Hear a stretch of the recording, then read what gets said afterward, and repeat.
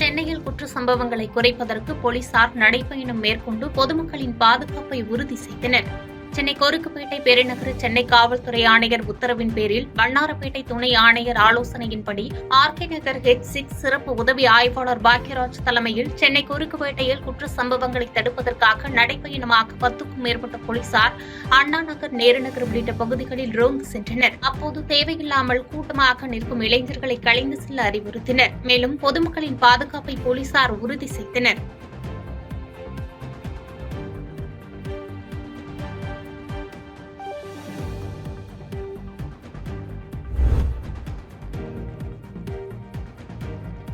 Tirukkoyilur sir பதிவாளர் அலுவலகத்தில் லஞ்ச ஒழிப்புத்துறை நடத்திய சோதனையில் 2.64 லட்சம் ரூபாய் லஞ்ச ஒழிப்பு போலீசாரால் பறிமுதல் செய்யப்பட்ட சம்பவம் பரபரப்பை ஏற்படுத்தி வருகிறது. கள்ளக்குறிச்சி மாவட்டம் திருக்கோவிலூர் சார் பதிவாளர் அலுவலகத்தில் கள்ளக்குறிச்சி டிஎஸ்பி சத்யராஜ் தலைமையில் 10க்கும் மேற்பட்ட லஞ்ச ஒழிப்புத்துறை போலீசார் சோதனை மேற்கொண்டனர். கடந்த சனிக்கிழமையன்று லஞ்சம் வாங்குவதில் எப்படி தப்பிப்பது என்று பூஜை போட்ட விவகாரம் தொடர்பாக எழுந்த புகாரின் அடிப்படையில் லஞ்ச ஒழிப்புத்துறை போலீசார் நுழைவு வாயில் உள்கதவு அனைத்தையும் பூட்டு போட்டுவிட்டு கடுமையான சோதனையில் ஈடுபட்டனர். சார் பதிவாளர் அலுவலகத்தில் பணிபுரியும் அலுவலக ஊழியர், சார் பதிவாளர் உள்ளிட்ட நபர்களிடமிருந்து சுமார் 2.64 லட்சம் ரூபாய் பறிமுதல் செய்யப்பட்டது. இது தொடர்பாக சார் பதிவாளர் அலுவலகத்தில் பணிபுரியும் சார் பதிவாளர் உள்ளிட்ட அதிகாரிகள் மீது நடவடிக்கை எடுக்கவும் வாய்ப்பு உள்ளதாக அதிகாரிகள் தகவல் தெரிவித்துள்ளனர்.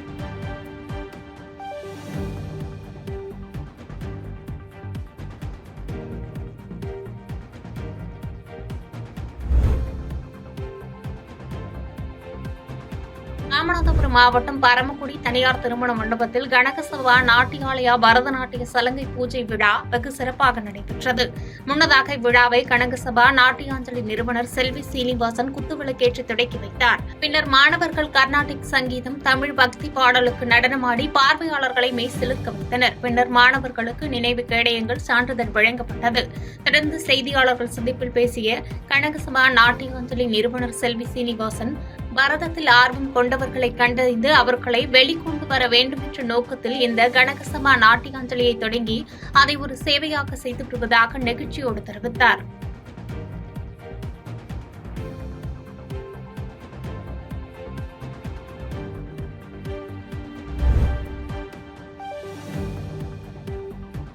மறைமலை நகர் நகராட்சி சார்பில் தூய்மை பாரதம் திட்ட விழிப்புணர்வு சைக்கிள் பேரணியை செங்கல்பட்டு சட்டமன்ற உறுப்பினர் தொடங்கி வைத்தார். செங்கல்பட்டு மாவட்டம் மறைமலை நகர் நகராட்சி சார்பில் பொத்தேரியிலிருந்து மறைமலை நகர் நகராட்சி அலுவலகம் வரை 10 கிலோமீட்டர் தூரத்திற்கான 300 பள்ளி, கல்லூரி மாணவர்கள் பங்கேற்ற தூய்மை பாரதம் திட்டம் நமது பசுமை மறைமலை நகர் விழிப்புணர்வு சைக்கிள் பேரணி நகர்மன்ற தலைவர் சண்முகம் தலைமையில் நடைபெற்றது. இந்நிகழ்வில் செங்கல்பட்டு சட்டமன்ற உறுப்பினர் வரலட்சுமி மதுசூதனன் பங்கேற்று விழிப்புணர்வு சைக்கிள் பேரணியை கொடியசைத்து துவக்கி வைத்தார். இந்நிகழ்வில் நகர்மன்ற துணைத் தலைவர் சித்ரா கமலக்கண்ணன், நகராட்சி ஆணையர் ரமேஷ் உள்ளிட்ட பலர் கலந்து கொண்டனர்.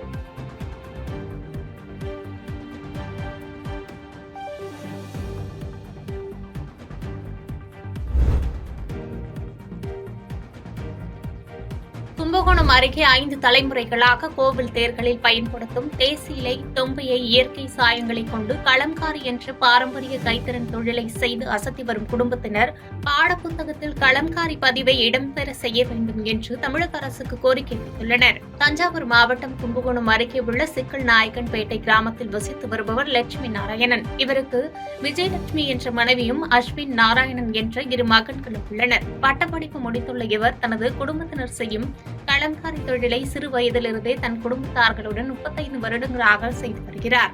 இவருக்கு கலம்காரி என்ற கைத்திற தொழிலுக்கு சிறந்த கைவினையாளர் விருதுகள் மாவட்ட, மாநில மற்றும் வெளிநாடுகளில் இருந்தும் பல்வேறு சான்றிதழும் விருதுகளும் வழங்கப்பட்டுள்ளது.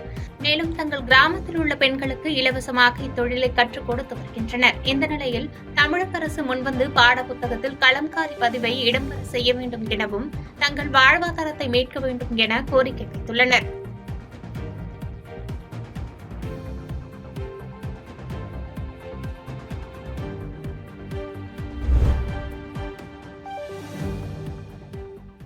சேலம் மாவட்டம் கொங்கணாபுரம் வேளாண்மை உற்பத்தி கூட்டுறவு விற்பனை சங்கத்தில் 40 லட்சம் ரூபாய்க்கு பருத்தி ஏலம் நடைபெற்றது.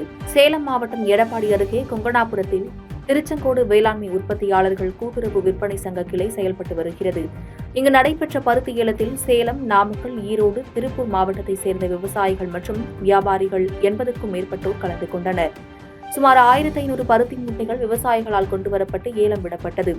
இதில் பிடி ரக பருத்தி குவிண்டால் ஒன்றுக்கு குறைந்தபட்சமாக ரூபாய் 7750 முதல் அதிகபட்சமாக ரூபாய் 8650 வரையிலும், கொட்டு ரகம் பருத்தி ரூபாய் 4300 முதல் ரூபாய் 5400 வரை விலை போனது. இந்நிலையில் மொத்தம் 40 லட்சம் ரூபாய்க்கு பருத்தி விற்பனை நடைபெற்றுள்ளது. மேலும் அடுத்த ஏலம் 21/9/24 சனிக்கிழமை நடைபெறும் என தெரிவிக்கப்பட்டுள்ளது.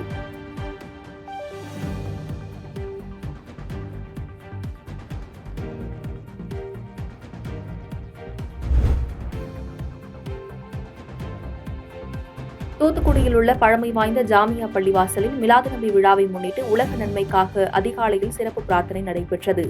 தூத்துக்குடியில் உள்ள பழமை வாய்ந்த ஜாமியா பள்ளிவாசலில் மிலாது நபி விழாவை முன்னிட்டு தொடர்ந்து 12 நாட்கள் குர்ஆன் ஓதப்பட்டது. இதைத் தொடர்ந்து அதிகாலையில் விவசாயம் செழிக்க மழை வேண்டியும் உலக நன்மைக்காகவும் சிறப்பு துவா ஓதப்பட்டு அனைவருக்கும் நேர்ச்சை வழங்கப்பட்டது. இந்த நிகழ்ச்சியில் அரசு காஜி முஜிபுர் ரஹ்மான், ஜாமியா பள்ளிவாசல் தலைமை இமாம் அப்துல் ஆலிம், சதக்கத்துல்லா, மதரசா முதல்வர் இம்தாதுல்லா உள்ளிட்ட ஏராளமான இஸ்லாமியர்கள் கலந்து கொண்டனர்.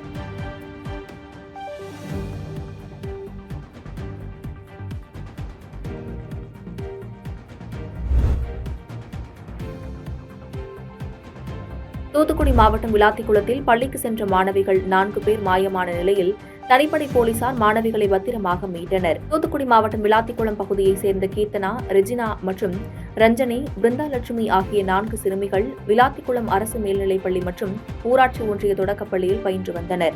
இந்நிலையில் திங்கட்கிழமை காலையில் வழக்கம் போல் பள்ளிக்கு செல்வதற்காக வீட்டிலிருந்து புறப்பட்டு சென்ற மாணவிகள் பள்ளிக்கு வராததால் பள்ளி ஆசிரியர்கள் பெற்றோர்களை தொடர்பு கொண்டு தகவல் தெரிவித்துள்ளனர். இதனால் அதிர்ச்சியடைந்த பெற்றோர்கள் விளாத்திக்குளம் காவல் நிலையத்துக்கு தகவல் தெரிவித்தனர். இந்நிலையில் விளாத்திக்குளம் பேருந்து மற்றும் பிரதான சாலைகளில் உள்ள சிசிடிவி கண்காணிப்பு கேமரா காட்சிகளை கைப்பற்றி போலீசார் ஆய்வு செய்தனர். விளாத்திக்குளம் காவல் நிலைய தனிப்படை போலீசார் தீவிர தேடுதல் வேட்டை நடத்தி மாலை 5 மணியளவில் வைப்பாறு ஆற்றுப்பாலம் அருகே மாணவிகள் 4 பேரையும் மீட்டனர்.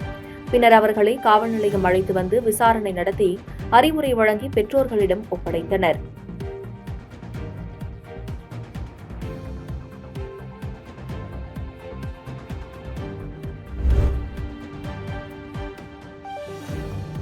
கோவில்பட்டி அருகே டாஸ்மாக் கடை திறக்கப்பட்டதை கண்டித்து கிராம மக்கள் போராட்டத்தில் ஈடுபட்டதால் பரபரப்பானது. தூத்துக்குடி மாவட்டம் வானரமுட்டியில் கடந்த 2ஆம் தேதி அரசு டாஸ்மாக் மதுபான கடை திறக்கப்பட்டது.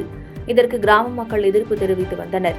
இந்நிலையில் டாஸ்மாக் மதுபான கடையை முற்றுகையிட்ட கிராம மக்கள் டாஸ்மாக் கடையை அகற்ற வலியுறுத்தி கண்டன கோஷங்களை எழுப்பினர். இதில் குடியிருப்பு பகுதி அருகே கடை திறக்கப்பட்டுள்ளதாகவும், கடை அமைக்கப்பட்டுள்ள பகுதி வழியாகத்தான் பெண்கள் கால்நடைகளை மேய்ச்சலுக்கு கொண்டு சென்று வருவதாகவும், டாஸ்மாக் திறக்கப்பட்டதால் பெண்கள் அப்பகுதியில் அச்சத்துடன் செல்ல வேண்டிய சூழ்நிலை இருப்பதால் கடையை மூட வேண்டும் என்று வலியுறுத்தினர்.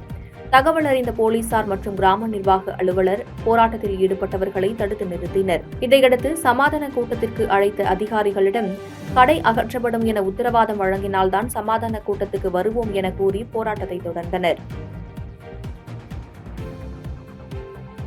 பாதகம் செய்பவரை கண்டால் நாம் பயங்கொள்ளலாகாது பாப்பா, மோதி மிதித்து விடு பாப்பா, அவர் முகத்தில் உமிழ்ந்து விடு பாப்பா. அண்மை செய்திகளை உடனுக்குடன் தெரிந்து கொள்ள இணைந்திருங்கள் இயம்நாடு தொலைக்காட்சியுடன்.